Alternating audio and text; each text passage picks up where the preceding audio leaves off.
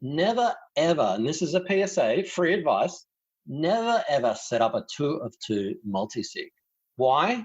Because it requires both devices to authorize. What happens if you lose one of those devices? You've lost your Bitcoin.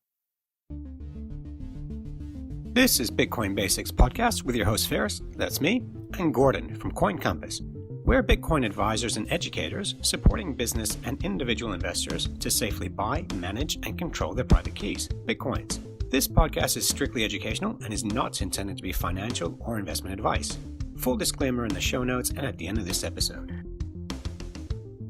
Hi everyone, it's Gordon here, and just butting in before you watch or listen to this podcast. This is the 5th and final podcast in the Bitcoin Wallet series, so you might want to go ahead and listen and watch the previous ones if you haven't, or if you need a refresher, and the links are in the show notes. Now is actually a perfect time during the Mexican beer crisis, and I'm not trying to be funny, but trying to avoid YouTube censorship and their algorithms with their keywords, to improve your security hygiene and OPSEC and InfoSec. So we did an entire series on how to improve your security hygiene, which I'll link in the description of this podcast. And it goes through stuff like how to create a secure connection, how to use a VPN, how to use a password manager, etc. So now would be a perfect time to go ahead and improve your security hygiene. It's also a perfect time to get your Bitcoins off your exchanges and trading platforms or wherever else you have them and into your cold storage solution, which is more than likely a hardware wallet. And especially now, the prices are ridiculously cheap. So if you're waiting for that moment to buy, now would be a good time to pick up that Trezor, Ledger, or Cold Card. And if you did, we would appreciate using the link in the description, because that just throws a few dollars our way, but we are certainly not endorsed or sponsored by those manufacturers whatsoever. So far, we've given some really useful and practical advice regarding Bitcoin wallets and in this video, Multisig. But it is pretty general because everyone's use case is different, so there really isn't one size fits all.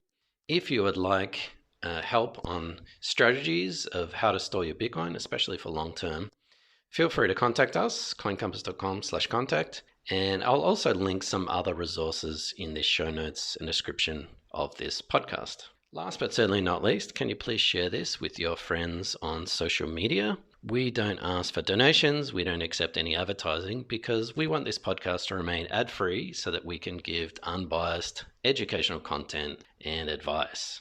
So please go ahead and subscribe to our YouTube channel. We would appreciate it more than you could know. All right, without further ado, let's get to it. Yeah, okay. So I think we've beaten the multi-signature horse to death. It's lying on the road. Well, actually, no. Don't arrest me. Yeah. Don't arrest me, Peter. I was talking about a virtual horse. Well, I'm actually looking, from where I'm sitting, I'm looking at physical horses, and you're talking about virtual ones. So yeah, really, multi-sig is kind of the holy grail if you can get it right. The problem is not all wallets offer multi-sig. So in my mind, and this is where we're really coming to, there is no one size fits all. A lot of people say, just move your Bitcoins from an exchange onto a hardware wallet. But again, you still got a lot of single point of failures. So if you can use a mobile wallet, and there are a couple around that use multi-sig, but even better, they are non-custodial mobile wallets that actually connect to your hardware wallet directly.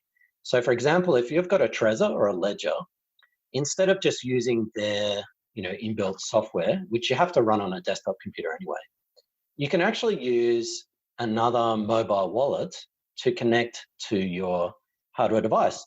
That gives you best of both worlds. It gives you multi-sig.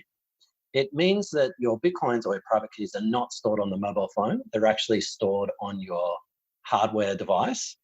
And, well, I guess thirdly, you've also got no single point of failure in terms of manufacturer. So if you split up your hardware devices, you can sort of manage them through one mobile device for the three devices. So that is the holy grail of storing your Bitcoin.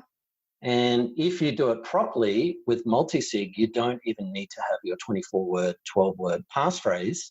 You're simply using what is called seedless, so no backup, no seed, multisig. So with that, Gordon, just so I can rephrase it for us non-techie lay people to understand it better, and for everyone who's listening, Gordon is actually very skilled at explaining tech stuff in layperson. So he's one of the few that can do it. So if I understand that correctly, Gordon, what you can have is a multi-sig wallet, which basically means for a transaction to proceed, to send your Bitcoins to someone else, you need at least 2 of 3 people separately confirming that transaction. So if we were 2 of 3 people and we wanted to send Bitcoins to someone else, you would start the process, I would confirm it, or vice versa. You would do it on your mobile wallet, I would do it on mine. Okay, that's aspect number 1. But those sorry, just to butt in there, it doesn't have to be 2 or 3. You can set up a multi-sig wallet however you want. And another common one is, 5 or 7. PSA, disclaimer, sorry, I'm going to PSA. interrupt you there. Hang on. I'm going to, because you're not making this easier for me to explain to people. If you add more options of what we can do, we're never going to get there. No. I have to say this in good conscience because, and I'll tell you why. So the most common one is 2 of 3, and you can set up all kinds of stuff. However, I've seen people set up a 2 of 2. Never, ever, and this is a PSA, free advice, never, ever set up a 2 of 2 multi-sig. Why? Because it requires both devices to authorize. What happens if you lose one of those devices? You've lost your Bitcoin. Okay, very good point. Thank you. So back to the original analogy, if we have 2 mobile wallets and they're 2 of 3, 2 of those need to confirm a transaction. Yeah. But the beauty of that is those Bitcoins that you're sending are not actually stored on those phones or on those mobile wallets. So you could have 0 Bitcoins on your wallet, I'd have 0 on mine. We are sending them from a cold storage device address. Is that correct? Yeah, that's correct. Now, not all mobile phone wallets have that feature, but some of them do nowadays. And that, yeah, as you said, that's you kind with that though. So with that option, if we're doing it that way, so it is multi-sig. You are using a cold storage device to store your Bitcoins. But if you're sending Bitcoin, if you're doing this often, aren't you exposing that cold storage device address? Well, remember the private keys are actually stored in that secure element or secure enclave on the hardware device, not on the mobile phone. No, I mean the cold storage public address, because I thought that's something you wanted to avoid if you had a cold storage device, was using it often because you don't want to be displaying the public address. The public Well, key. you have to display the public key. You got no choice. So under that system, though, if you've got, you wouldn't use that for a lot of Bitcoins then, what you're just describing, or would you? Oh, you would. Yeah, no, you would. Yeah, you'd use it for like really heavy duty cold storage. But wouldn't the concern be there? Okay, so that is just for moving large amounts of Bitcoins irregularly and seldomly. Is that correct? You can use it for $5, but that would be an overkill. Yeah. Okay, gotcha. That's what I wanted to check. That solution is for large quantities of Bitcoin, and it's not what you would use. It's not you wouldn't use it instead of using a mobile wallet for beer and coffee money. You wouldn't do that. No, yeah. No, you're absolutely correct. That's a good distinction. And a use case could be a small business that you have 3 people that don't really trust each other. So you set up a multi-sig wallet. Okay, cool. So with this, guys, I know we're using a lot of terminology that is basically industry speak, where multi-sig, cold storage, seedless, all that kind of stuff. If it sounds like it's too much, it's just as soon as you learn anything new, you learn a language that goes with it. These are things that we do cover in depth in our workshops and in our individual consultations. So again, what we're doing today is just opening your eyes to this great big world of Bitcoin, but please don't use anything we've said as advice. This is just us talking and trying to educate.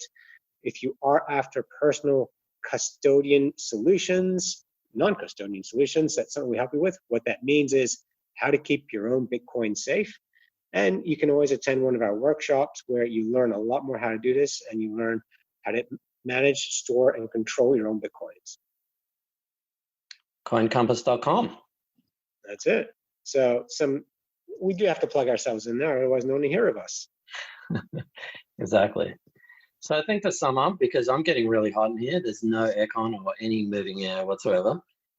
I think for most people, a hardware wallet is a good compromise between security and convenience. However, I think if you're going to store a significant amount of Bitcoin, and for some people that might be more than $100, for other people it might be more than $10,000.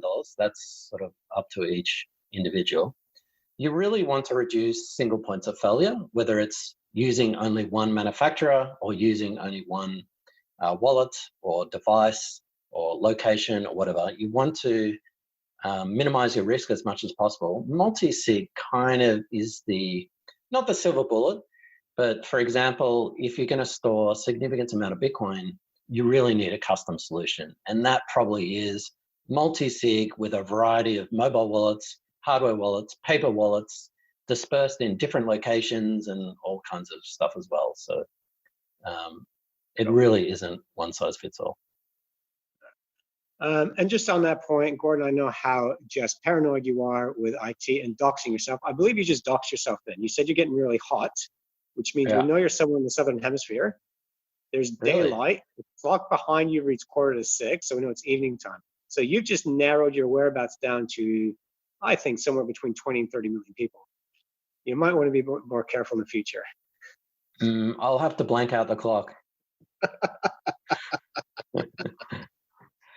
Yeah, the only problem with your synopsis is this is not live, so 6 o'clock when? No, but we gave a timestamp. We gave a timestamp at the beginning of each episode. Yeah, we didn't this one because I knew I'd dox myself. You're trying to be tricky. So I know I've talked and ranted a lot. I promise I'll keep this short, but I think it's worth going through what are the best practices and full attribution to myself, well, and you as well, because you helped me. We have an entire video series on security hygiene, cold storage best practices. So have a look at our YouTube videos. I'll link to that. And if you did want to buy any of our anything that I mentioned today, have a look at our newsletter. We have links to recommended wallets in the description of the video if you want to purchase any of them. You'd help throwing a few bucks our way. In terms of best practices, and feel free to stop me along the way, but I think it's pretty simple. Don't leave your Bitcoins on an exchange, move them off an exchange. Hardware wallets are good for most people.